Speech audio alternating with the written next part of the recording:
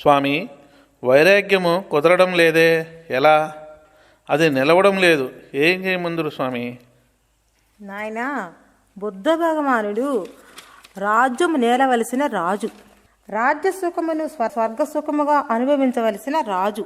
రాజ్యమును భార్యాబిడ్డని వదిలి వెళ్ళిపోయినాడు. తండ్రి కొడుకు లేనిచో భరించలేక భటుని చేత ఈ విధముగా వార్త పంపినాడు. నాయనా, రాజ్యము లేలవలసిన వాడివి, దీనిని వదిలి సన్యాసివై కూటికి గుడ్డకు కష్టపడుచూ తిరగవలసిన పని ఏముంది? ఇంటికి రమ్ము, రాజ్యమేలుచు నీ ఇష్టం వచ్చినట్లుగా ఉందువు అన్నాడు. దీనికి బుద్ధుడు, నాన్నగారు, నీవు పుత్రప్రేమ చేత ఇంటికి రమ్మనుచున్నావు, నీ ఇష్టం వచ్చినట్లే వచ్చేదును. నేను అడుగుదానికి సమాధానము చెప్పుము. నీవు నన్ను చావకుండా బ్రతికించగలవా? రాజ్యమేమన్నా నన్ను చావకుండా బ్రతికించగలదా చెప్పుము.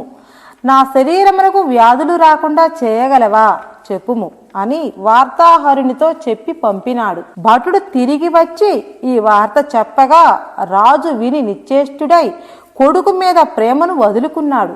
కావున భార్యాబిడ్డల మీద, సంసారం మీద ఎంత ప్రేమను పెంచుకొని ఉన్నావు? నీవు చావకుండా కన్న తల్లిదండ్రులు బ్రతికించగలరా?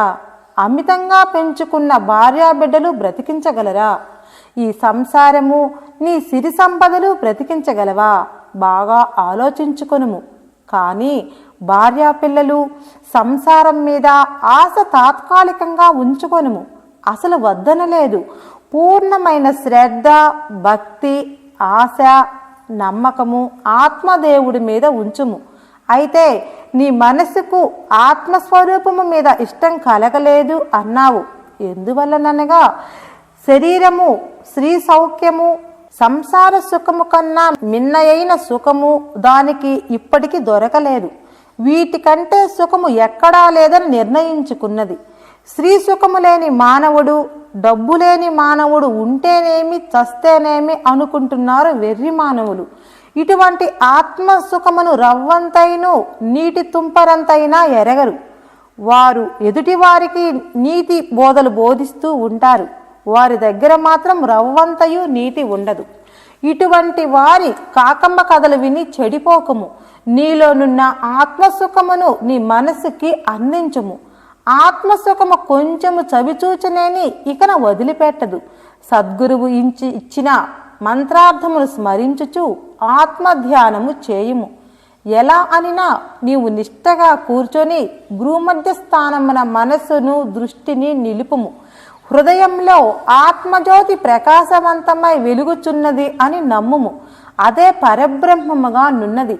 అదే సర్వ జగత్తుకు, దేవతలకు, సర్వ జీవరాశులకు ఆధారమై స్థితి కలిగి ఉన్నది అని నమ్ముము. అది త్రికాలాతీతమై నున్నది. అదే నీ ఆత్మస్వరూపముగా, నీ నిజస్వరూపముగా నున్నది. మనస్సును ఇతర ఆలోచనల మీదకి పోనీయకుండా దృష్టిని నిలిపి జ్యోతిస్వరూపమును నీ నేత్రములచే చూచుచున్నట్లుగా అది కనిపించుచున్నదిగా భావించుము. మనస్సును దాని మీదనే నిలుపుము.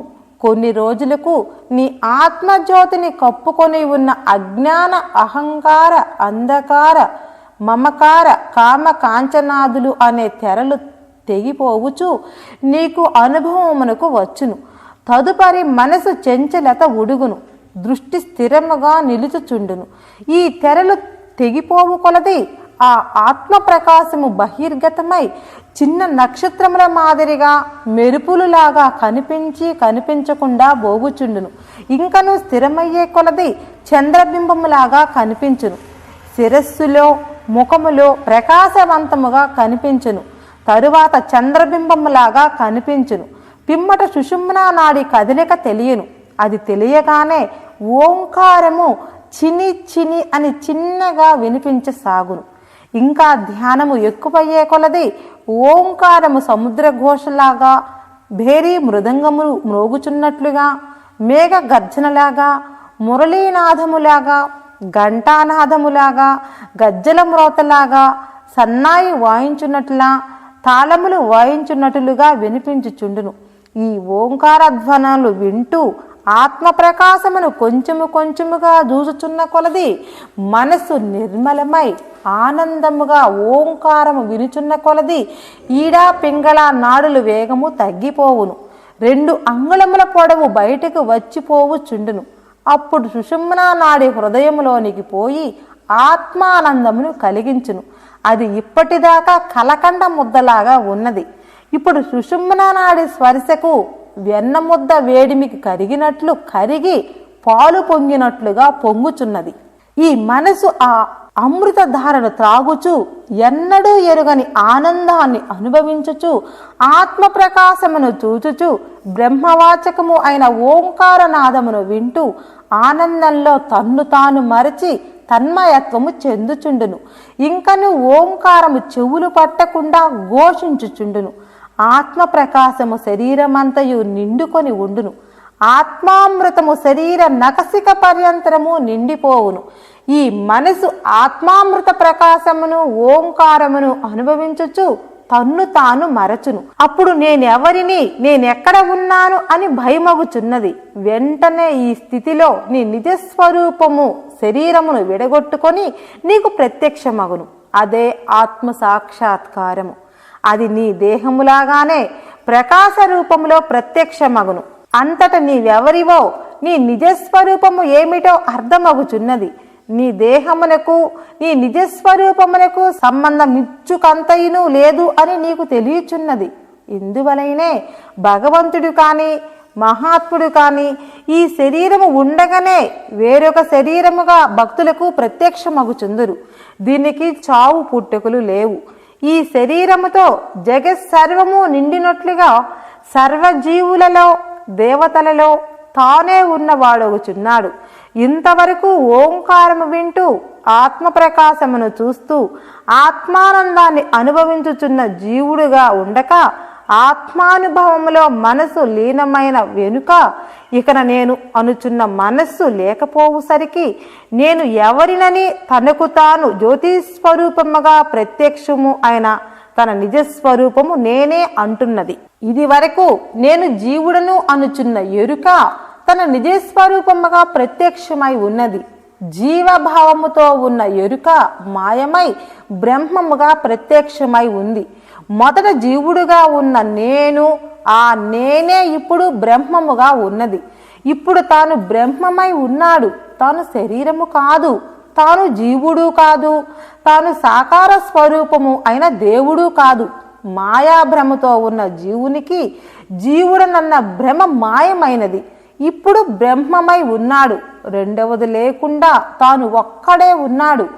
ఆత్మజ్యోతిని చూస్తున్నానన్న ఎరుక, ఓంకారం వింటున్నానన్న ఎరుక, ఆత్మానందాన్ని అనుభవించుచున్నాను అన్న ఎరుక, ఈ 3 ఎరుకలు మాయమై అఖండ తేజోమయమై ఓంకార ఆనందమయమై సాక్షాత్ పరబ్రహ్మ స్వరూపమై వెలుగుచున్న బ్రహ్మమే నేననుచున్నాడు.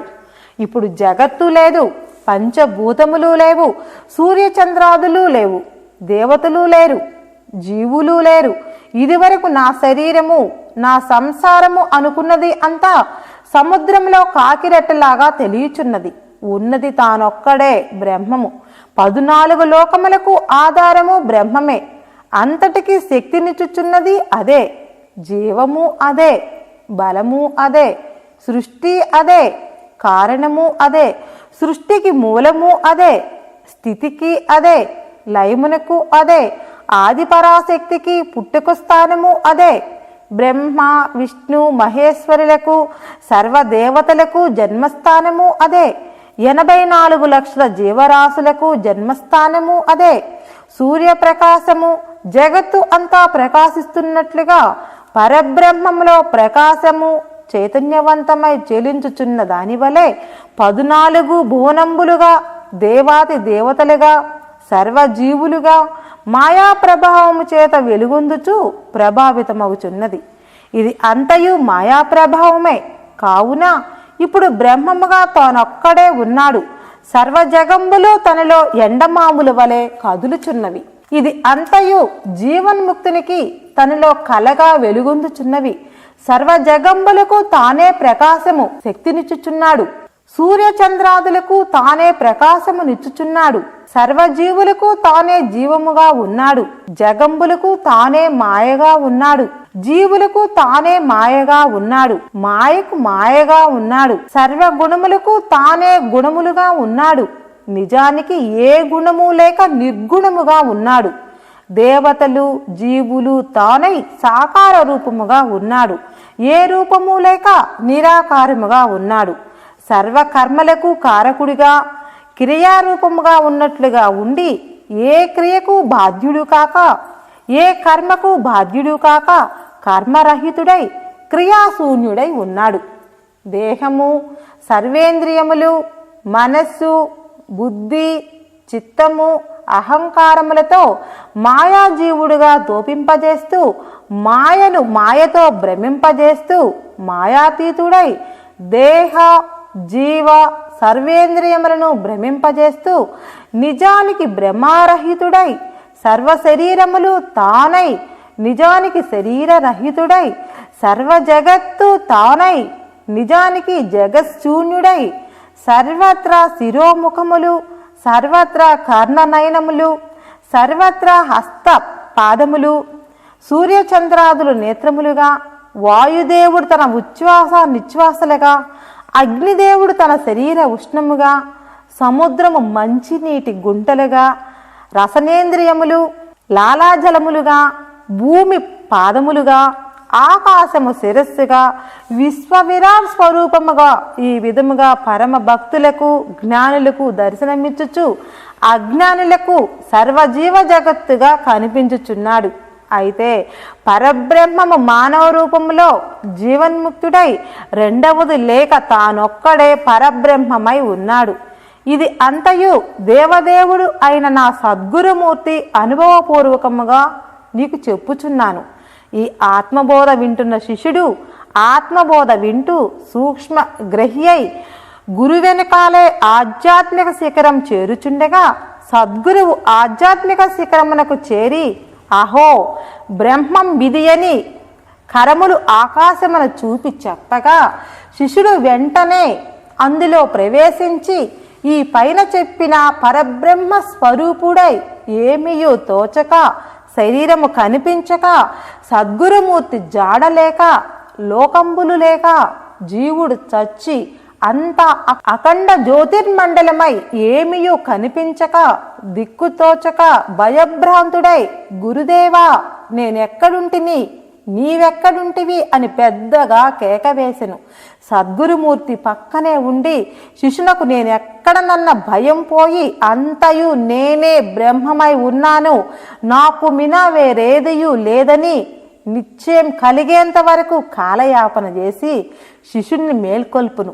అంతట శిష్యుడు మేల్కొని గురువునకు నమస్కరించును. గురువు నాయనా నీవెవరివి, ఏమి దూచితివి, ఏమి అనుభవించితివి అని అడుగుచున్నాడు. శిష్యుడు స్వామి నేనెవరిని కాను, నీ కరుణా కటాక్షములచే నేను ధన్యుడనైతిని, సంసార రూప మాయా దయ్యము నుండి విముక్తుడనైతిని, నేను అద్వితీయుడనగుటచే నాకు సంగమము లేదు, అజుడను అవు నాకు నాశనము లేదు, నేను స్త్రీని కాను పురుషుడను కాను, సంకల్ప వికల్ప రహితుడనైతిని, అంతటా పరిపూర్ణముగా ఉన్నవాడనైతిని, నేను స్థూల సూక్ష్మ ప్రపంచములను కాను, సర్వము ప్రకాశింపజేయు చిద్రూపుడను పరిపూర్ణమును అద్వితీయమును అగు పరబ్రహ్మమును నేనే, క్షీరసాగరమున శేషశయుడను అగు నారాయణుడను నేనే, రావణాసురుణ్ణి వధించిన రాముడును నేనే, నరకాసురుడను సంహరించిన శ్రీకృష్ణుడను నేనే, త్రిపురాసురులను వధించిన శివుడను నేనే, సకల లోక ఉపాధులలో నిండియుండు చైతన్యమును నేనే, సమస్తమునకు సాక్షిగా బోధస్వరూపుడును అగు నాకు సాటి వేరొకటి లేదు. అయినను నాకు అహంకార మమకార కర్తృత్వాభిమానములు లేవు. అఖండ జ్యోతిర్మయుడను అఖండానందాంబుదినగు నాయందు మాయ సముద్ర తరంగముల మాదిరిగా అనేకములు అగు జగత్తులను పుట్టించుచు గిట్టించుచున్నది. ప్రత్యేగాత్మనగు నాకు జాగ్రత్త స్వప్న సుషుప్తులతో కాని వాని ధర్మములతో కాని ఇంచుకయు సంబంధం లేదు, అవయవములు లేవు, దేహము లేదు, అఖండాకారుడనగు నాకు ప్రవృత్తి నివృత్తులు లేవు, పరిపూర్ణుడనై ఉన్నాను. దేహేంద్రియ మనోధర్మములు నాకు లేవు. నేనే క్రియకును కర్తను కాదు, ప్రేరకుడును కాను, భోక్తను కాను, సర్వసాక్షి స్వరూపునిగా చూచువాడను. మరి నేనెట్టివాడను అనగా అఖండ జ్యోతి స్వయం ప్రకాశ స్వరూపుడును. ప్రకృతి యొక్క వికారములు లక్షల కొలది కలిగినను కలుగుగాక అసంగ చిదాత్మ స్వరూపుడును అగు నాకు ప్రకృతి సంబంధ వికారములు ఏవీను నన్ను అంటవు. ఏ బ్రహ్మ సాక్షాత్కార సమయమున మాయా కల్పిత సకల విశేషములను విలీనమై బుద్ధి వృత్తుల ఖగోచరమై సత్య జ్ఞానానంద రూపమున అద్వితీయమై ఉండునో అట్టి బ్రహ్మమును నేనే. సకల వస్తు రూపముల యందు సత్తా రూపమున సర్వాత్మకుడ నగుట వలన సర్వము నేనే అయి ఉన్నాను. అఖండ జ్యోతి స్వరూపుండనై సర్వ జగంబులకు ఆధారంబునై నీవు నేను భేదము లేనివాడనై ఉన్నది నేనొక్కడనే. అఖండమై ఆది మధ్యాంతరహితమై పరబ్రహ్మము నేనే అయి ఉన్నాను. ఇప్పుడు శిష్యుడు సాక్షాత్ పరబ్రహ్మ స్వరూపుడు అగు గురువునే విశ్వరూపముగా నుంచి నమస్కరించుచున్నాడు. పరమాత్మ భిన్నుడవగు ఓ గురునాథా, ఏ నీ దివ్య తేజస్సు జగదాకారముగా కనిపించుచున్నదో అనిర్వాచ్యము అద్వితీయము కాలత్రయ బాధ్యమునకు అట్టి తేజోరూపమునకు నమస్కరించుచున్నాను.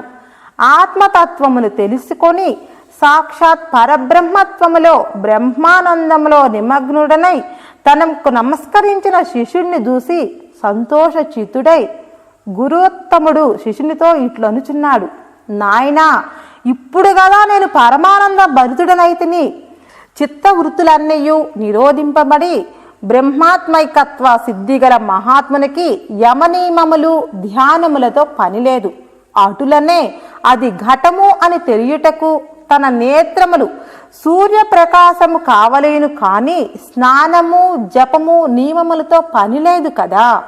ఆ ప్రకారమే ఆత్మజ్ఞానమునకు శాస్త్రాచార్యోపదేశమును స్వానుభవమును కావలేను, కానీ ఇతర నియమములతో పనిలేదు. బ్రహ్మమును తెలియగోరు వానికి నేను బ్రహ్మమును అని తెలుసుకొనుటకు ఒక్క బ్రహ్మాపేక్ష తప్ప ఇతర ఆపేక్షలు ఉండవు. వేదాంత శాస్త్రములు ప్రతిబంధమును తెలుపును, వీటి నివారణ తెలుపును, కానీ సిద్ధ వస్తువును బోధింపజాలవు. బ్రహ్మవేత్తలకు చిత్తం యందు విచారము కాని దిగులు కాని ఉండదు. తాను సర్వాత్మ స్వరూపుడై అనగా సర్వమును బ్రహ్మముగను అన్ని రూపములు తనవిగాను తలంచుచు విషయముల యందు కోరిక లేక ప్రాప్తములను అనుభవించుచుండును. జీవన్ముక్తుడు అగు యోగి ప్రారబ్ధ కర్మ వశమనగలుగు వాసనల చేత సంసార వలె కర్మములు అనుభవించుచున్నట్లుగా నిర్లిప్తుడై సాక్షి మాతృడిగా కనుండును. సర్వ ప్రపంచము పరమాత్మ యొక్క వివర్తమే కనుక తాను పరమాత్మయని తెలుసుకొని భేదబుద్ధి లేనివాడై ఇది గురూక్త లక్ష్యము అని తెలుసుకొనిన వాడు స్వయముగా పరమశివుడే యగును. జీవదశ యందే అనగా జీవించియుండగానే జీవన్ముక్తుడు అయిన బ్రహ్మవేత్త కృతకృత్యుడగును.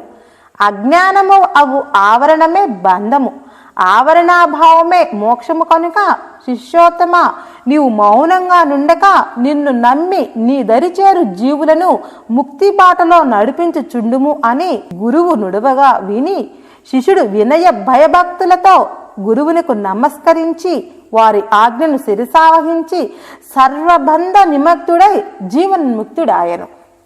గురుదేవ, కామ కాంచనాదులు చాలా బలిష్టమైన చెడ్డ వాంఛలుగా, చెడ్డ భావములులాగా, చెడ్డ కర్మలులాగా చెప్పుచుందరు. దీనికి కారణమేమి? స్త్రీ పురుషులకు వాంఛ లేనిచో జగదుత్పత్తి లేదు కదా. డబ్బు లేనిచో సంసారము జగత్తు నడవదు కదా. జగదుత్పత్తికి జగత్తు నడుచుటకు ఈ రెండు ముఖ్య కారణములై ఉన్నవి కదా. మరి ఈ రెంటినే నిరసించి చెప్పుచున్నారు మహాత్ములు. కారణమేమి? నాయనా, నీవు చెప్పునది నిజమే, కాదనడం లేదు. కానీ ముముక్షువునకు జగదుత్పత్తి జగత్తు పోషణ ముఖ్యం కాదు.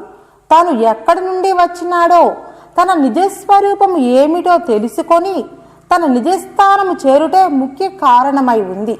తన నిజస్థానము ఆది మధ్యాంత రహితమైన పరమ పదముగా ఉన్నది.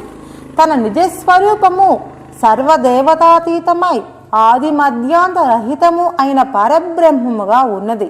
కనుకనే సనకసనందనాది సప్త మహా ఋష్యాదులందరూ మరియు భూలోకంలో ఎందరో మహానుభావులు తన నిజస్వరూపాన్ని పొంది జీవన్ముక్తులై సాక్షాత్ పరబ్రహ్మ స్వరూపులై వెలుగొందుచున్నారు. వీరు జగదుత్పత్తి ఎలా జరుగుతుంది, డబ్బు సంపాదించకపోయినచో జగత్తు ఎలా జరుగుతుందని ఆలోచించలేదు. వీరు డబ్బు సంపాదించి జగత్తును పోషిస్తున్నారా ఏమి? వీరు సంతానం కంటేనే జగత్తు పెరుగుతుందా ఏమి? కావున వీటిని ఆలోచించి మనసును పాడు చేసుకోవద్దు. కానీ ఈ విషయములను మా గురుదేవులు విశదీకరించిన ప్రకారం చెప్పేదను వినుము. మొదట కామవాంఛన గురించి తెలుసుకుందాము. ఈ కామవాంఛ పురుషులలోనూ స్త్రీలలోనూ ఇంద్రియోత్పత్తి కావించుచున్నది. ఇది హృదయంలో ప్రేమస్వరూపంగా, ఆనంద భాండాగారముగా, ఆత్మామృత స్వరూపంగా, స్వయంజ్యోతి స్వరూపంగా, పరబ్రహ్మంగా వెలుగొందుచున్నది. ఈ ఇంద్రియమే ఆత్మామృతంగా ఉన్నది. అయితే మానవులకు ఉన్న స్త్రీ కామవాంఛ చేత ఈ ఆత్మామృతమే ఇంద్రియముగా మారి క్రిందికి అధోభాగమునకు చేర్చుచున్నది. ఇది క్రిందికి చేరుకొలది పురుషులకు గాని స్త్రీకి కాని అది పోవు వరకు క్షణం ఆగలేరు. స్త్రీ సుఖము గాని పురుషుని సుఖము గాని దక్కనప్పుడు వారి బాధ వర్ణనాతీతం. ఈ సుఖము లేకుండా నాకు పురుష జన్మ ఎందుకు అని పురుషుడు, నాకు స్త్రీ జన్మ ఎందుకు అని స్త్రీ వాపోవుచుందురు. ఈ కామవాంఛ నెరవేరినచో పుడితే పురుషుడుగానే పుట్టవలేనని పురుషుడు, పుడితే స్త్రీగానే పుట్టవలేనని స్త్రీ అనుకుంటూ అమిత ఆనందభరితులై ఉంటారు. పురుషుడు పుట్టింది స్త్రీ సుఖము కొరకని, స్త్రీ పుట్టినది పురుషుని సుఖము కొరకని ఇద్దరు ఇలా తలపోసుకుంటూ ఉంటారు. కోట్ల ధనము వెచ్చించినా నాకు అవసరం లేదు, ఈ సుఖము క్రింద కోట్ల ధనము దిగదుడిపే అనుకుంటూ ఉంటారు. కానీ ఇది ఎంత మోహాంధకారమో, ఎంత అజ్ఞానమో, జ్ఞానమును ఎంత నాశనము చేయుచున్నదో, తన నిజస్వరూపాన్ని ఎలా తెలియకుండా చేయుచున్నదో, జీవుణ్ణి ఎంత అధోగతి పాలు చేయుచున్నదో వారు తెలుసుకోలేకపోవచున్నారు. అయితే ఇటువంటి వారికి వారి నిజస్వరూపము మీద, ముక్తి మీద, జనన మరణమును తప్పించుకొనవలెనని కానీ ఏ మాత్రము ఉండదు. ఇది మొదటి దశ. రెండవది డబ్బు ఆశ. ఈ డబ్బు లేనిచో శరీర పోషణ లేదు, సౌఖ్యము లేదు, సంసారము సాగదు, జీవితము క్షణము గడువదు. కనుక ఎన్ని అబద్ధములు ఆడి అయినను, కష్టము చేసి అయినను, మోసము చేసి అయినను ఎట్టకేలకు డబ్బు సంపాదించుటకు యత్నించుదురు. డబ్బు సంపాదించిన వాడినే గొప్ప తెలివిగలవానిగా, ధర్మాత్ముడిగా, దాన కర్ణుడిగా పొగుడుతూ ఉంటారు. అయితే ఈ కామినీ కాంచనాదులే వీరికి జీవితం. పరమావధిగా, పరమానందముగా, సర్వసుఖములుగా భావించి జీవించుచుందురు. ఈ కామవాంఛతో మొదలైన వీర్యము నష్టమైనందువల్ల అనర్థము ఏమిటో, ఇది దేనిని ఆధారము చేసుకొని ఉన్నదో, దీని స్వరూపము ఏమిటో తెలియలేకుండా ఉన్నారు మానవులు. ఇది నష్టమైపోతూ ఆనందాన్ని ఇచ్చుచున్నది. ఇది హృదయంలో స్థిరమై ఆత్మస్వరూపాన్ని పొందితే కాని ఎంత ఆనందమో, ఇది చావు పుట్టకులు లేని అమృత పదమును అందిస్తున్నదని తెలుసుకోలేకపోవచున్నారు. ఇది వారి అజ్ఞానమా, అంధకారమా, భవబంధమా, తెలివియా, జ్ఞానమా? ఆలోచించుము. ఈ ఇంద్రియము అయిన వీర్యము కామవాంఛ వల్ల హృదయములో ఉద్భవించి క్రిందకు జారి స్త్రీ గర్భములో ప్రవేశించిన తక్షణమే పురుషుని ఆనందము మఠమాయమవుతున్నది. అయితే ఇది ఆత్మామృతముగా ఉన్నది. ఇదే జీవోత్పత్తికి కారణమై ఉన్నది. ఇది నష్టమైపోతూ ఇంతకు ముందు ఉన్న ఆనందాన్ని లేకుండా చేస్తున్నది. ఇదియు నష్టమైపోతుంది. మరలా హృదయంలో వీర్యోత్పత్తి జరిగినప్పుడు కామవాంఛ మొదలవుతుంది. ఇలా జీవితమంతా వీర్యోత్పత్తి, వీర్యము నష్టము జరుగుతూనే ఉంది. ఈ కామినీ కాంచనాదులు రెండే మానవులకు అమృతమయములుగా స్వర్గ సుఖములుగా ఉన్నవి. ఇవి జ్ఞానమును వికసించకుండా చేస్తున్నవి, ఆత్మ సాక్షాత్కారమును ముక్తిని లేకుండా చేస్తున్నవి. ఈ వీర్యమే హృదయంలో ఆత్మరూపముగా, అమృత రూపముగా, ఆనందధామముగా, జ్యోతి ప్రకాశముగా ఉన్నది. ఈ వీర్యమును పురుషుడు స్త్రీ గర్భములో ప్రవేశపెట్టిన తరువాత స్త్రీ గర్భములో ఉన్న శ్రోణితము రెండు ఒక్కటై మానవాకారమును దాల్చుచున్నది. 10 నెలలకు శిశువుగా జన్మించుచున్నది. ఈ వీర్యమునే పురుషుడు గాని స్త్రీ గాని హృదయములో నిక్షిప్తము చేసుకోవలెను. గురుముఖమున ఆత్మస్వరూపము నెరింగి భూమధ్యస్థానమున దృష్టి మనస్సును నిలిపి శ్రద్ధాభక్తితో ఆత్మధ్యానము చేయుచున్నచో ఇడా పింగళ నాడులు వేగం తగ్గి సన్నగిల్లి స్వల్పంగా ఆడుచుండును. సుషుమ్నా నాడి కదలిక తెలియను. అది హృదయంలోనికి ప్రవేశించినట్లుగా తెలియను. వెంటనే హృదయంలో ఆనందామృతము పొంగును. ఆ అమృతమే కామవాంఛ కలిగినప్పుడు వీర్యముగా మారి క్రిందికి పోయి నష్టమైపోవచ్చు, ఆనందమును ఇచ్చుచు తదుపరి రెండును కనిపించకుండా పోవుచున్నది. ఈ ఆత్మామృతము హృదయములో ఉద్భవించి శరీర నకసిక పర్యంతరము వ్యాపించి ఆనందాంబుదిలో ముంచివేయుచున్నది. ఇదే బ్రహ్మవాచకము అయిన ఓంకారముగా వినపడుచున్నది. ఇదే ఆత్మ ప్రకాశముగా పరంజ్యోతి స్వరూపముగా నేత్రములకు గోచరించును. దీనినే రామ, కృష్ణ, విష్ణు, శివ గురు రూపములతో ఆరాధించినట్లయితే వారి రూపములుగా ప్రత్యక్షమగును. లేక జగజ్యోతి స్వరూపములుగా పరబ్రహ్మ స్వరూపములుగా ఆరాధించినట్లయితే నీ నిజస్వరూపముగా ఆత్మ సాక్షాత్కారముగా ప్రత్యక్షమగును. అప్పుడే నీకు షట్చక్రములతో ఉన్న అధిదేవతలు ప్రత్యక్షమగుదురు. వారెవరన్నా ఆధార చక్రము, ఆత్మస్థానం, దీనికి అధిదేవత గణపతి. 2 స్వాధిష్టాన చక్రము, గుహ్యస్థానము, దీనికి అధిపతి బ్రహ్మదేవుడు. మణిపూరక చక్రం, నాభిస్థానం, దీనికి అధిదేవత విష్ణుమూర్తి. అనాహత చక్రం, వక్షస్థలం, దీనికి అధిదేవత రుద్రుడు. విశుద్ధ చక్రము, కంఠస్థానం, దీనికి అధిదేవత జీవుడు. ఆగ్నేయ చక్రం, నేత్రస్థానం, దీనికి అధిదేవత ఈశ్వరుడు. ఇందులో ప్రకాశించే కిరణములే సహస్రారములు. ఈ స్థానమే శ్రీ గురుస్థానం. దీనినే 7వ చక్రముగా చెప్పుదురు. నీలో ఉన్న వీర్యము ఆత్మామృతంగా ప్రవహించుచున్నది.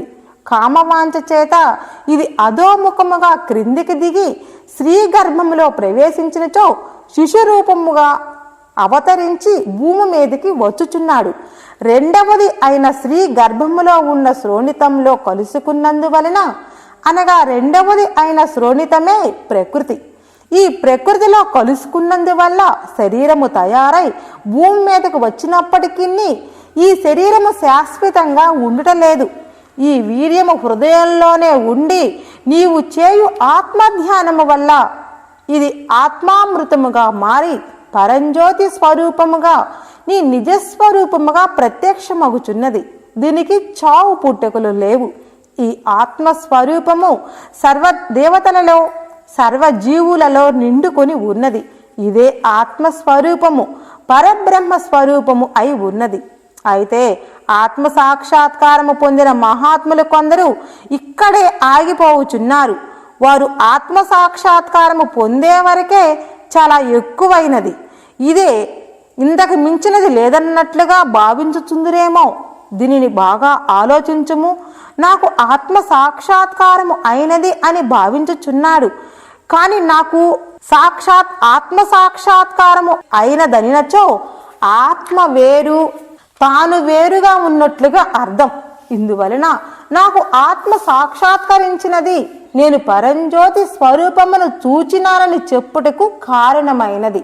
నేను ఆత్మస్వరూపుణ్ణి, నేను ఆది మధ్యాంతములు లేని సాక్షాత్ పరబ్రహ్మ స్వరూపుణ్ణి. నేను సర్వజీవులలో ఉన్నాను, నేను సర్వదేవతలలో ఉన్నాను, సర్వ జగత్ స్వరూపుణ్ణి. సర్వము నాలో ఉన్నది, సర్వములో నేనున్నాను అని భావించి నాకు మినహా వేరే ఏదీనూ లేదు, సర్వగుణములు సంకల్ప వికల్పములు నాలోనే పరిణామం చెంది నాలోనే లయమగుచున్నవి. అండపిండ బ్రహ్మాండములకు ఆధారము కర్తను నేనే. నా మాయా ప్రభావము చేతనే సముద్రములలో అలలులాగా జగంబులు సృష్టి అవుచున్నవి. నా మాయలోనే లీనమవుచున్నవి. నీటి బుడగలు నీళ్లలో తయారై నీళ్లలోనే లయమగుచున్నవి. అలాగే సర్వము నాలోనే పుట్టుచున్నవి, నాలోనే లీనమగుచున్నవి. నేనే పరబ్రహ్మ స్వరూపుడును అని ఈ తత్వము సర్వదా నిలబడిపోవలేను. ఇదే పరిపూర్ణమైన బ్రహ్మతత్వము. ఆత్మసాక్షాత్కారము చేసుకొనవచ్చును, కానీ ఆత్మస్వరూపుడు తాను కావలేను. పరంజ్యోతి స్వరూపాన్ని చూడవచ్చును, కానీ పరంజ్యోతి స్వరూపుడు తాను కావలేను. ఓంకారము వినవచ్చును, కానీ ఓంకారమును తాను కావలేను. ఇంకనూ తెలుసుకున్న వారికి నీవే పరంజ్యోతి స్వరూపుడివిగా కనిపించవలేను. తెలుసుకోలేని వారికి వారు ఎల్లవేళలా నీ దగ్గరే ఉన్నను మానవాకారముగానే కనిపించదవు. అయితే సముద్రములో పడవ ఉండవచ్చును, కానీ పడవలో నీళ్లు ఉండకూడదు. అలాగే సంసారంలో నీవు ఉండవచ్చును, కానీ సంసారము నీ హృదయంలో ఉండకూడదు. కావున ఈ ఇంద్రియము అనే ఆత్మామృతము ఆత్మ ఒక్కటై ఆ పరబ్రహ్మ స్వరూపమే నీ నిజస్వరూపముగా ప్రత్యక్షమవుతుంది. ఎలా అనినా నీ శరీర స్వరూపముగానే ఆ పరంజ్యోతి స్వరూపము ప్రత్యక్షమవుతుంది. అంతటా ఈ దేహము నేను కాదని, ఇది భ్రమాకల్పిత దేహమని దృఢముగా తెలియచున్నది. గురుదేవ, కామినీ కాంచనాదులను బలపరిచి ఉద్రేకింపచేయునది మనసు అంటున్నారు కదా, ఈ మనసును జయించుటెట్లు? ఇది చాలా చెడ్డదనుకున్నారు కదా. బిడ్డ, మనసు మర్మం తెలియనంత కాలము చెడ్డదిగానే ఉంటుంది. దీని మర్మము తెలుసుకున్నచో ఇంతకంటే మంచిది వేరొకటి లేదు. దీనిని గురించి ముందుగా చెప్పుకున్నాం, వినలేదా? అయితే మరలా చెప్పేదను వినుము. నీవు మంచివాడివైతే మనసు చాలా మంచిది, నీవు చెడ్డవాడివైతే మనసు చెడ్డదే అవుతుంది. ఎలా అనినా నీవు దేనినైనా కోరితే అది దక్కేంత వరకు నిన్ను నిద్రపోనివ్వదు. నీవు ఏదైనా సంకల్పించినట్లయితే అది నెరవేరుదాకా నిన్ను నిద్రపోనివ్వదు, అది నిద్రపోదు. నీ సంకల్పము మంచిదైతే మంచినే సమకూర్చుతుంది, నీ సంకల్పము చెడ్డదైతే చెడ్డనే సమకూర్చుతుంది. వెనుక వైపు బుద్ధి నీ సంకల్పము మంచిది కాదని చెప్పును, నీవు వినవు. నీవు చేయనది మంచిది కాదని మనసుకు చెప్పినా మనసు అసలు వినదు. నీ సంకల్పమునే శిరస్సా వహించి నెరవేర్చుచున్నది.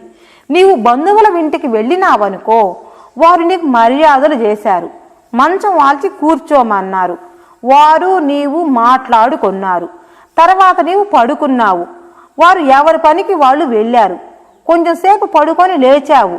ఆ ఇంటి పెద్ద ఆయన నీతో మాట్లాడుతూ సంచిలోవి సర్దుకుంటూ చేతి రిస్టు వాచి తీసి అరమరలో పెట్టి లోనికి వెళ్ళిపోయినాడు.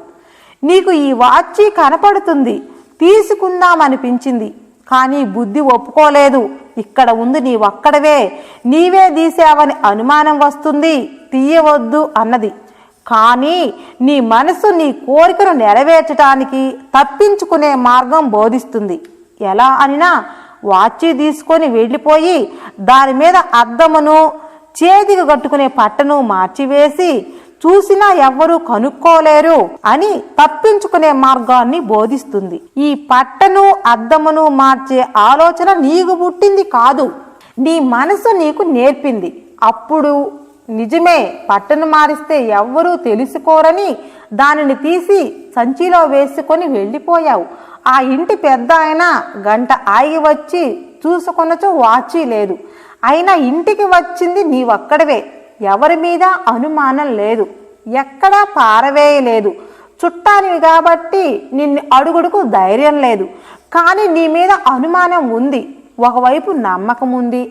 ఇలా నీ మనసు నీ సంకల్పములు అన్నింటికీ అది మంచిది కానీ చెడ్డది కానీ నీ కోరి తీరేదానికి ఎన్నెన్నో మార్గములు వెతికి నీకు ద్రోవ చూపిస్తుంది. కానీ దైవ సంబంధ విషయములను మాత్రం పట్టించుకోదు, నీకు మార్గం చూపించదు. పనికి మాలినవి, నిన్ను పతనం చేయునవి, కామము, కాంచనము, కోపము, క్రోధము, అసూయ, అహంకారము, అభిమానము, అందరూ మంచివాడు అని అనుకోవాలని ఇటువంటి వాటిని మాత్రము ధైర్యము, ఉత్సాహము, వాటిలో విజృంభింప మార్గము, తప్పించుకునే దొంగ మార్గాలు బాగా విశదీకరించి నీకు బోధించును. కావున దాని మార్గమునే అనుసరింతువు. ఈ పనికి మాలిన మార్గములో ప్రవేశించి నీకు ఎదురు దెబ్బలు తగలవా, బాధపడుతూ కూర్చుంటావు. ఇప్పుడు మనసు గుండా దెబ్బతిన్నాను అని అనుకోవు. నా బుద్ధి గడ్డి తిన్నది, నాకు అవమానం వచ్చింది అనుకుంటావు. నిజానికి బుద్ధి గడ్డి తినలేదు, గడ్డి తిన్నది నీవే. ఇది ఆలోచించవు.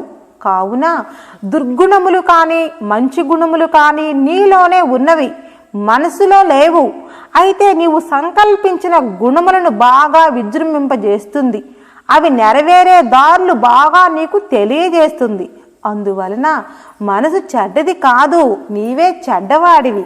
నీ ఆలోచనలు, నీ కోరికలు, ఆశలే మనసు. ఇవి ఏవి లేనప్పుడు మనసే లేదు, నిర్గుణమై ఉంటుంది. నీకు ఏ సంకల్పము లేక ఏ పని చేయలేవు. ఇది బాగా అర్థం చేసుకో. ఒక జంతువును చంపి మాంసం కోసేవాడి దగ్గరకు వేరొకడు మాంసం కొరకు పోయి ఆ జంతువు కాళ్ళు పట్టుకొని వాడికి సహాయం చేస్తాడు. ఏరా పాపం కదా అంటే, నీకేమి తెలుసురా, కండకు కండ ఎదురు వేయమన్నారురా, అది తింటే ఎంత బలమో తెలుసా, అది ఎంత రుచిగా ఉంటుందో తెలుసా, తినేవాడికి పాపం లేదురా.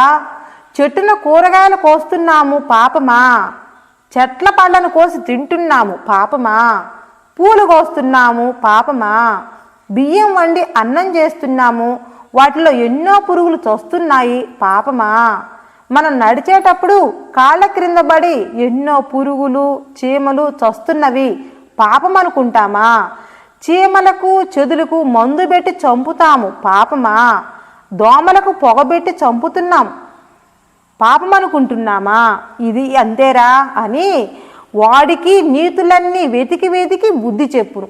కానీ పాపం అన్న వానితో మనసు ఈ నీతులన్నీ జ్ఞాపకం చేసుకొని పూసగుచ్చినట్లుగా చెబుతుంది. ఇది మనస్సు ప్రభావం. అదే మంచి పని చేయువానికి చూడుము, దేవుని పూజ చేస్తున్నాడు, పూలు కోసి పూజ చేస్తాడు, చెట్లు పండ్లు కోసుకొని అన్నం వండి దేవుడికి నైవేద్యం పెడతాడు. పళ్ళు కోస్తే పాపమని, పువ్వులు కోస్తే పాపమని, అన్నం వండితే పురుగులు చస్తే పాపమని మదిలో తలంచడు. ఎవరైనా పళ్ళు కోయటం, పూలు కోయటం, అన్నం వండితే పురుగులు చావటం పాపం కదా అనినచో, పిచ్చివాడా, మనం తినేది ఏదైనా భగవంతుడికి నైవేద్యం పెట్టి మనం తింటే దానిలో ఉన్న దోషమును భగవంతుడు హరించి దానిని పవిత్రముగా ప్రసాదముగా మార్చును. దానిని మనం స్వీకరిస్తే మన దోషములు హరించును. భగవత్ ప్రసాదంలో అంతటి మహత్యం ఉన్నది. ఎవరైతే పత్రము, పుష్పం, ఫలం, తోయం ప్రీతితో నాకు సమర్పిస్తే వారిని నా భక్తునిగా స్వీకరిస్తాను అన్నాడు భగవంతుడు. చెట్ల పండ్లు పూలు కోసినావు, పాపం చేసినావు కాబట్టి నాకు వద్దు అనలేదు దేవుడు. కావున సర్వము భగవంతుడికి సమర్పించి మనం ఆరగిస్తే ఏ పాపము లేదని అతను సమాధానం చెబుతాడు. ఇది అంతయు ఆలోచించి చెప్పినది ఎవరు? మనస్సు. కావున నీవు మంచి పని సంకల్పిస్తే మనసు చాలా మంచిగానే సహాయపడుతుంది. చెడ్డ పని సంకల్పిస్తే దానికి ఎక్కువగా సహాయం చేస్తుంది. కానీ మంచి పని చేసి సంతోషించువాడవు నీవే, చెడ్డ పని చేసి బాధపడువాడవు నీవే. మనసు కోతి లాంటిది అన్నారు. కోతి క్షణం ఊరుకొండదు. చెట్లకి ఆ కొమ్మకు ఈ కొమ్మకు దూకుతూ, ఒళ్ళు గీకుకొంచు, తలగీరుకుంటూ, పేలు కుక్కుంటూ ఇలా గంతులు వేస్తూ ఉంటుంది. ఒకడు కోతిని వెంటబెట్టుకొని ఇల్లిళ్ళు తిరిగి అడుక్కు తింటున్నాడు. అది వీడిని అడుక్కోనీయకుండా వీడి పైకి ఎక్కను, క్రిందికి దిగను, తల మీద కూర్చొని వెంట్రుకలు విడదీసి పేలు చూడను, ఎవరైనా దగ్గరకు వస్తే నోరు తెరిచి కరవబోను, ఇలా గందరగోళం చేస్తూ వీడిని అడుక్కోనివ్వదు. వీడు ఆలోచించి ఇది నన్ను అడుక్కోనివ్వదు, ఊరకుండదు, దీనికి ఒక పని చెప్పాలి అని ఒక కర్ర పుల్ల చేతికిచ్చి క్రింద పడకుండా మెడ మీద పెట్టుకో అన్నాడు. దానిని 2 చేతులతో పట్టుకొని మెడ మీద పెట్టుకొని 4 కాళ్లతో నడిచేది 2 కాళ్లతో నడుస్తూ వాడు జోలికి పోకుండా కర్ర కింద పడకుండా మెడ మీదనే పెట్టుకొని వాడి వెనకాల తిరుగుతుంది. ఇప్పుడు దానికి ఒక పెద్ద పని అయినది. ఇక వీడి జోలికి రాలేదు. వీడు హాయిగా ఊరంతా తిరిగి అడుక్కొని గుడిసె దగ్గరకు వెళ్ళి దాని మెడ మీద కర్ర తీసి ఒక గుంజకు కట్టివేస్తాడు. అలాగే మనసు చంచల స్వభావం కలది కాబట్టి దానికి గురు మంత్రాన్నిచ్చి రోజుకు కొన్ని వేల జపం చేయవలెనని నియమం పెట్టు. తప్పకుండా ఆ జపము మీదనే దాని భావం అంతా ఉంచును. తదుపరి ఎక్కువగా ఇతరత్రా ఉన్న ఆలోచనలు ఆగిపోవును. చెడు వృత్తులు నశించుచుండును. మంచి భావములు అలవడుచుండును. ఇలా కొన్ని రోజులు భగవన్నామం చేయుకొలది భగవన్నామములో ఉన్న ఆనందము దైవశక్తి తెలియచున్నది. ఇక చెడు భావములు చెడు సంకల్పములు వదిలిపెట్టును. అందువలన భగవన్నామము ధ్యానము సత్సంగములు మహాత్ముల దర్శనము చేయుచుండును. ఇక మనసు భగవంతుడి విషయములనే తలంచుచుండును. నీవు మంచి భావములతో ఉన్నచో నీకు మంచిని చేకూర్చును. చెడు భావములతో ఉన్నచో చెడునే సమకూర్చును. కావున నీవు పట్టుబట్టి ఆత్మ ధ్యానము చేయుము. కొన్ని రోజులకు ఆత్మానందము ఆత్మ ప్రకాశము ఓంకారము అనుభవంలోనికి వచ్చును. ఇక నీ మనసు ఆత్మానందంలో ఆత్మ ప్రకాశములో ఓంకారములో మునిగిపోవును. కొన్ని రోజులకు ఆత్మస్వరూపముగా మారిపోవును. నేను జీవుడను చచ్చువాడను నాకు ఎప్పటికైనా మరణమున్నది అన్న భావన మరిచిపోవును. మనస్సు లేదు, మనసే ఆత్మస్వరూపమై ఉన్నది. ఇప్పుడు నేను బ్రహ్మమును అందువు. పక్షి గ్రుడ్డుగా ఉన్నంత కాలము గ్రుడ్డే దాని పేరు, గ్రుడ్డే దాని రూపం. గ్రుడ్డు పిల్లగా మారిన తరువాత అది పక్షిగా అయినది. అలాగే జీవుడుగా ఉన్నంత కాలము జీవుడే ఇతని పేరు. మానవ శరీరమే రూపం. బ్రహ్మముగా మారిన తరువాత పేరు బ్రహ్మం, రూపము జ్యోతిస్వరూపం. ఇందువల్లనే మనస్సున పెరిగి మనసు మర్మముగన్నది ఎరుక అన్నారు మహాత్ములు. మనస్సులో మర్మమేమిటి అని అనినా మనము శరీరము సంసారము మీద ఆశలు పెంచుకొని ఇదే నిజమని దీనికి మించిన సుఖము లేదని నమ్మి ఉన్నంత కాలము మనసు దీనినే స్థిరము చేయుచున్నది. ఇది కాదు, నేను భగవత్ స్వరూపుడును, జనన మరణములు లేవు, ఆది మధ్యాంత రహితుడను అని నమ్మి సాధించినచో మనసు కూడా దానినే నమ్మి స్థిరచిత్తము కలిగి ఆత్మస్వరూపముగా మారిపోవుచుందును. అందువలన మనసుకు ఏది అందిస్తే దానినే పట్టుకుంటుంది. మనసుకు దేనిని అందిస్తే దానినే పట్టుకోవటం ఇదే దాని ధర్మం. ఇందువల్లనే మహాత్ములందరూ చిన్నతనము నుండే భగవత్ చింతన కలిగి ఆత్మ సాధన చేసి ఆత్మ సాక్షాత్కారము పొంది ఆది మధ్యాంత రహితమై జగత్ కారణమై జగత్ స్వరూపమై ఉన్నారు. పరబ్రహ్మ స్వరూపులై వెలుగొందుచున్నారు. వారిలో ఉన్న మనసు కూడా ఆ రూపమునే పొందినది. ఇందువల్లనే మనస్సే కారణం అన్నింటికి చూడ ఆత్ముడు తానై నున్నంత కాలమిలలో నన్నా ఇది తెలియవలయు నవనిని వేమ అన్నాడు వేమన యోగి. అందువలన మంచి చెడులకు మనస్సే కారణమైనది. ఆత్మకు దూరంగా ఉన్నంతకాలం మనస్సై ఉంది. ఆత్మలో చేరిన వెంటనే ఆత్మగా మారిపోయినది. అయితే స్వామి, అజ్ఞానము అహంకారము కామము కాంచనము కోపము క్రోధము వీటిని ఎలా జయించవలెను? దేహము జీవుడు సంసారము జగత్తు నిజమని నమ్మించి జగన్మిథ్య బ్రహ్మ సత్యం అనునది తెలియకుండా చేయునదియే అజ్ఞానం. దీపము వెలిగించినచో చీకటి పోవునట్లుగా బ్రహ్మజ్ఞానం కలిగిన వెంటనే అజ్ఞానము నశించును. నా దేహము నా సంసారము నా భార్య నా సంతానము నా సిరి సంపదలు అందరికంటే నేను గొప్పవాడినని నేను అందగాడినని ఇది నాది అది నాది అంతా నాదేనని సంసారం మీద మమకారం పెంచి అహం బ్రహ్మాస్మి నేనే బ్రహ్మమును అని తెలియకుండా చేయునదియే అహంకారం. నీవు జీవుడివి కావు, సాక్షాత్ పరబ్రహ్మ స్వరూపుడువు అయినా వెంటనే అహంకారము నశించును.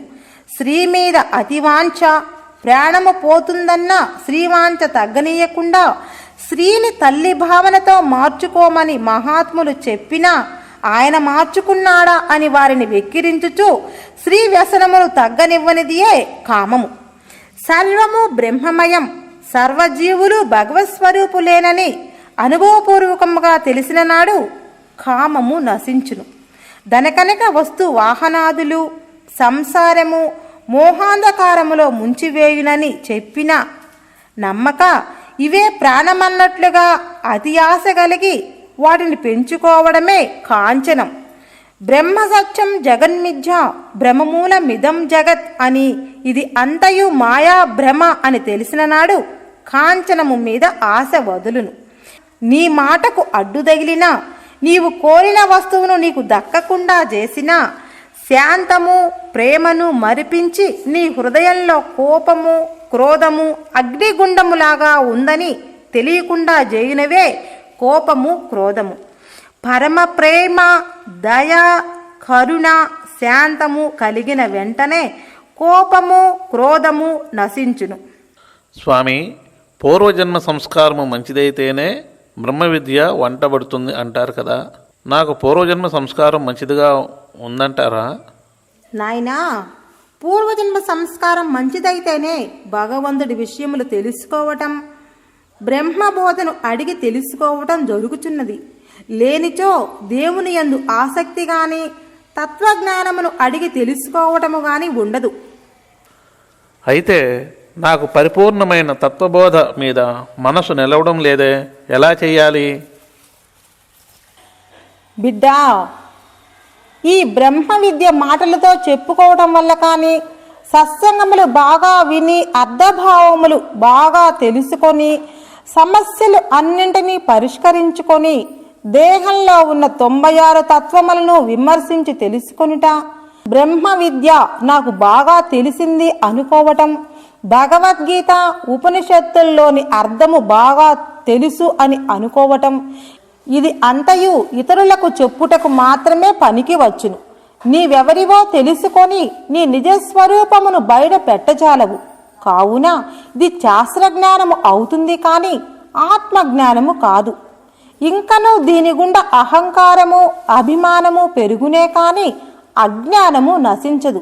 అందువల్లనే వేదాంత శాస్త్రములు అన్నియు జీవునికి ఉన్న దుర్గుణములను వాటికి పరిష్కారములను నియమనిష్టలను తెలుపును, విధి విధానమును బోధించును, ఆత్మను చూపించలేవు. అయితే ఆత్మను తెలుసుకొనుటకు మార్గము తెలుపును, మార్గము సుముఖము చేయును. అందువల్లనే శాస్త్రజ్ఞానము ఉండవలయును, దానితో పాటు అనుభవ జ్ఞానము ఉండవలయునన్నారు. కావున శాస్త్రజ్ఞానము ఒక భాగము, అనుభవ జ్ఞానము 3 భాగములు కావలయును. అందువల్లనే శాస్త్రచార్యోపదేశము కావలయును అన్నారు. దీనివల్లనే ఆత్మజ్ఞానము కలుగుచున్నది. మొదట శాస్త్రజ్ఞానమే ఉండవలయును. దీని వలన ఆచార్యోపదేశము పొంది వారు చెప్పిన విధి విధానములను చక్కగా ఆచరించినచో ఆత్మ సాక్షాత్కారము పొందగలుగును. కొంతమంది శాస్త్రజ్ఞానముతోనే విర్రవీగి పొంగిపోవుచున్నారు. ఇది వాచాజ్ఞానమే, ఇది ఎందుకు పనికిరాదు. ఇదియునుగాక అహంకార మమకార అభిమానములను పెంచును. శ్రీనాథుడు ఎన్నో గ్రంథములను రచించి కవి సామ్రాట్ అని బిరుదులు పొంది కనకాభిషేకములు చేయించుకుంటూ ఇంతటి కవి సామ్రాట్ ఎక్కడా లేడని రాజులందరి చేత ప్రశంసించబడ్డాడు. తాను గ్రంథములు అన్నయూ రాజులకు అంకితములు ఇచ్చినాడు. రాజులు మణులు మాణిక్యములు భూములనిచ్చినారు. అష్టైశ్వర్యములతో ఇంద్రభోగములు అనుభవించినాడు. పోతనామాత్యుడు సిరికించెప్పడు అను పద్యమును గజేంద్ర మోక్షములో వ్రాస్తే దానిని శ్రీనాథుడు చూసి హేళన చేసినాడు. అది విని పోతనామాత్యుడు ఈ పద్యంలోని అర్థమును తెలుపుటకు శ్రీనాథుని కూతురు బావిలో పడ్డట్లుగా శ్రీనాథునికి శబ్దం వినిపించేటట్లుగా బావిలో బండను వేసి, బావా నీ కూతురు బావిలో పడ్డది అని చెప్పగా శ్రీనాథుడు అన్నం తింటూ చెయ్యి కడుగుకోకుండా ఎంగిలి చేతితోనే వేరే మనుషులను పిలవకుండా మంచము త్రాళ్ళు తీసుకురాకుండా పంచ ఊడిపోయినా తెలియకుండా బిడ్డను చూడవలయనని బావి దగ్గరకు పరిగెత్తుకొని వచ్చినాడు. కూతురు బావి దగ్గరే ఉన్నది, బావిలో పడలేదు. బిడ్డను చూసుకొని ఏమిటి మోసం అన్నాడు శ్రీనాథుడు. మోసం కాదు బావా, నీ అజ్ఞానము అన్నాడు పోతన గారు. ఏమిటా అజ్ఞానము అన్నాడు శ్రీనాథుడు. బావా ఇంకా తెలియలేదా? సిరికించప్పుడు శంఖచక్ర యుగమున్ చేత మోనడు, ఎవ్వరిని పిలువడు, వాహనము ఎక్కడు. లక్ష్మీదేవి పమ్మిట చెంగు చేతిలో ఉన్నది మరిచిపోయి లక్ష్మీదేవిని కూడా లాక్కొని పోవుచున్నాడు అని పద్యం రాస్తే దానిని ఎగతాళి చేసినావు కదా. శంకు చక్రములు లేకుండా ఏమి చేయాలని పోతున్నాడు? ఎదురుగా ఉన్న లక్ష్మీదేవికి కూడా చెప్పలేదన్నావు. చేతికి తగులుకున్న పమ్మిట చెంగును వదిలిపెట్టలేదన్నావు. ఎవరిని పిలవలేదన్నావు. వాహనము ఎక్కలేదన్నావు. ఇది అంతయు నిజమేనా?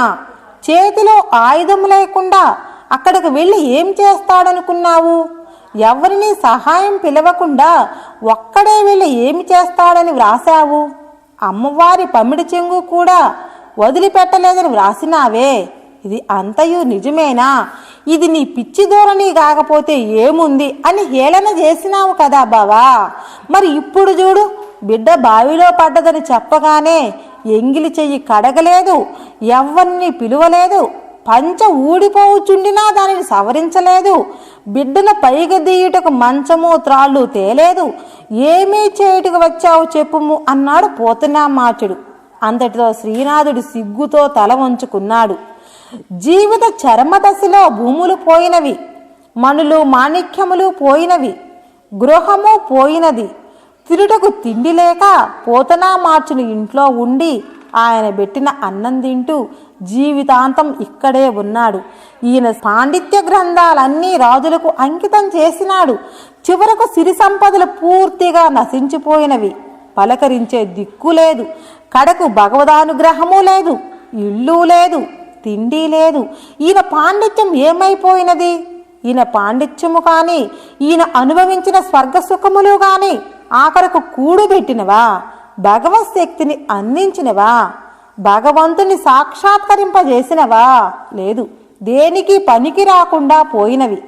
అలాగే శాస్త్రజ్ఞానం ఉన్నదని అదే చాలునని ఇంతకంటే తెలుసుకోవలసినది లేదని ఊరకుండుట అంతకంటే అజ్ఞానము మరొకటి లేదు. శాస్త్రజ్ఞానముతో పాటు ఆచార్య అనుగ్రహం, వారి ఉపదేశము ఉండవలేను. శాస్త్రజ్ఞానము, గురువానుగ్రహము, మంత్రోపదేశము ఉన్నంత మాత్రమున చాలదు. చూడుము, భగవంతుడు మనకు పప్పు, బియ్యము, కుండ, చట్టి, నిప్పు, నీళ్లు, కట్టెలు అన్నీ ఇచ్చినాడు. నీవు పూర్వజన్మలో చేసుకున్న పుణ్య సంస్కారం వల్ల ఆ పుణ్యాన్ని తన దగ్గర ఉంచుకొని దానికి తగినంత ధనధాన్యములను సమృద్ధిగా ఇచ్చినాడు. ఆయన సొమ్మేమీ ఇవ్వలేదు. అయితే సమృద్ధి ఉన్నవని ఊరికే కూర్చుంటే అన్నం రాదు కదా. పూర్వజన్మ పుణ్యం ఉండబట్టే ఇవన్నీ సమృద్ధిగా మన ఎదుట ఉన్నవని సంతోషించుచు వీటి అన్నింటినీ బాగు చేసుకొని అన్నం కూర వండుకొని తినవలేను. ఈ పని మనకిచ్చినాడు భగవంతుడు. కానీ నా పూర్వ పుణ్యమవశాస్తు ఈ వంట సరుకు అంతయు సమృద్ధిగా ఉందని, నాకింకేమీ అవసరం లేదని ఊరికే కూర్చుంటే అన్నం రాదు, ఆకలి తీరదు. నాకు అష్టైశ్వర్యములు ఉన్నవని వాటిని చూసుకుంటూ ఆనందపడుతుంటే ఈ ఆనందము ఆకలి తీరుస్తుందా? అలాగే నేను సర్వశాస్త్రాధ్యయనం చేసినాను, మహాపండితుడను, నాకు ఎన్నో బంగారు కంకణాలు, పట్టు ధోవతలు, సన్మాన పత్రాలు, పండిత బిరుదులు ఉన్నవని వీటిని చూసుకొని అందరికీ చెప్పుకొనుచు ఆనందపడుచున్నందువల్ల ఆత్మ దక్కదు, సంసార సముద్రము దాటలేడు. ఇంకను అజ్ఞాన మోహాంధకారములోనే మునిగిపోవుచుండును, ఎన్నటికీ దరి చేరలేడు. కావున శాస్త్రాధ్యయనము వల్ల దేవుడు ఎక్కడ ఉన్నాడో, ఏమి చేస్తుంటాడో, దేవుణ్ణి తెలుసుకొనుటకు ఏమి చెయ్యాలో తెలుస్తుంది. ఆ తెలిసిన దానిని అనుభవంలోనికి తెచ్చుకొని దేవుణ్ణి చూడాలనుకున్నప్పుడు సద్గురువుని ఆశ్రయించి వినయ విధేయతలతో వారిని ప్రార్థించి, మహాత్మా, నేను చావో పుట్టుకలు తప్పించుకొని దేవునిలో ఐక్యము కావలేనని గురుదేవుణ్ణి కోరినట్లయితే వానికి సర్వము తెలియజేసి, ఎలా అనుష్ఠానము చేసి, ఎలా సాధన చేసి, ఎలా దేవుణ్ణి ఆరాధించవలయనో, ఎలా ఆత్మధ్యానము చేసి కడతేరవలయనో తెలియజేయును. తదుపరి వారు చెప్పిన విధి విధానములను మనసున గ్రహించి మోక్షప్రీతి కలిగిన వాడై వారు చెప్పినట్లుగా సాధన చేయవలయను. తదుపరి నిదానంగా నీవెవరివో, ఎక్కడి నుండి వచ్చినావో, ఎక్కడకు పోయినచో, నీ జనన మరణములు అంతమవునో తెలియచున్నది. నీ నిజస్థానము, నీ జన్మస్థానము చిక్కేంత వరకు పట్టు వదలక సాధించినచో ఆత్మ సాక్షాత్కారము పొంది మోక్షమును పొందగలవు.